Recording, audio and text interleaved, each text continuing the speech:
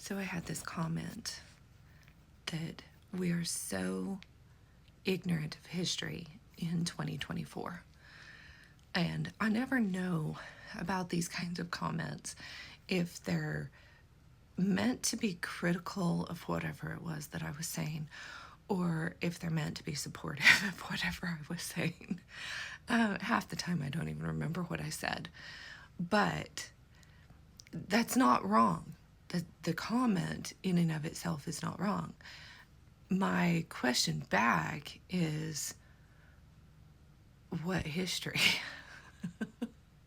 Which history do we need to revive? Which history do we need to be studying? What history? I mean, right now, I don't even know what history, what's the difference between history and whatever else, the propaganda. At this point, I'm willing to believe the myths and legends and folklore before history. Now, I have always been a lover of very, very old books, and that's part of the reason. Because even if it's a fiction book, you're gonna get history in there. Because like Anna Karenina, the actual books, which it was like a whole series of books, there's a lot of history in there and what's going on. And the older the book, the better, as far as I'm concerned. You can get pieces of it, and especially books from around the world, and just kind of hope and pray that the translators, didn't have an agenda when they were translating it, right?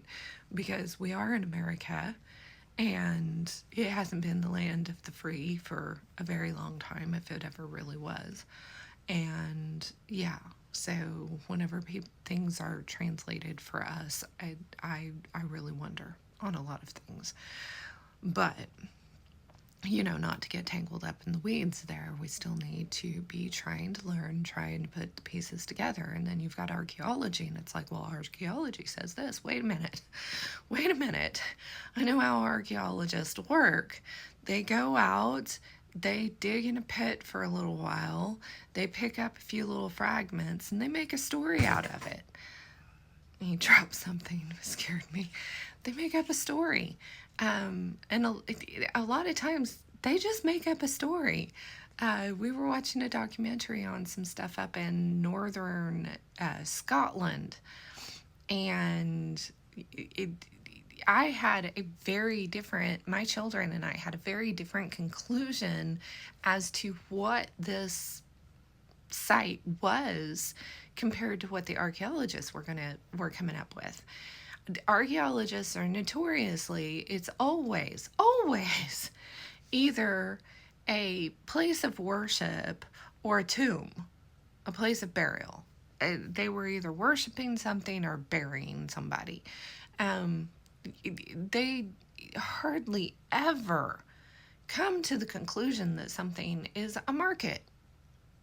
Or I mean, it drives me nuts, because the specific site, I don't remember what it was, to us, it was very obvious that this was a big trading post, and we could just see. I mean, I can make up my own story about it, right? I can just see the Vikings enjoying trade, going back and forth in this particular trading post. It was perfect layout for that, where it was at. And somebody getting shafted, coming back, getting mad, and destroying everything because they had a bunch of things that were broken that looked like they were broken on purpose. And there were a bunch of them. And they were assuming it was a ceremonial, that they were breaking these things ceremonially. And there's this like table rock thing, and they're assuming that that was a place of, sacrifice.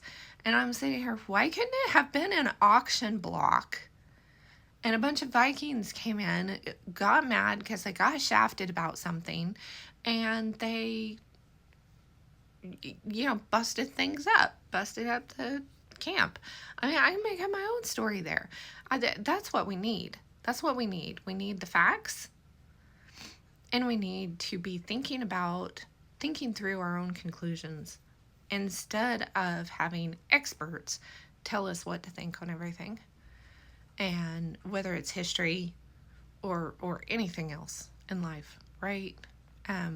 Question everything.